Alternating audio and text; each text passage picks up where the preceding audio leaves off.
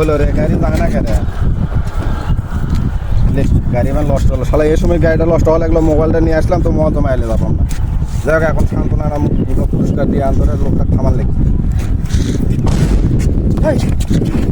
ভাই ভাই শোনো শোনো শোনো, আমার মোবাইলটা আমি কৃষক লিখছি জানো, মোবাইলটা কৃষক লিখছি তুমি জানো। লিয়াচ্ছি এই জন্যে যে মানুষ রাস্তাঘাটে এভাবে মোবাইলটা চিন্তাই করে, ঠিক আছে? এই জন্যে তোমাকে সাবধান করার জন্য মোবাইলটা আমি নিয়ে যাচ্ছি। ধরো তোমার মোবাইল তুমি লাও। আমি তো তোমার খারাপ করলাম, তোমাকে সাবধান করলাম। না না ঠিক আছে, তুমি ভালো মানুষ।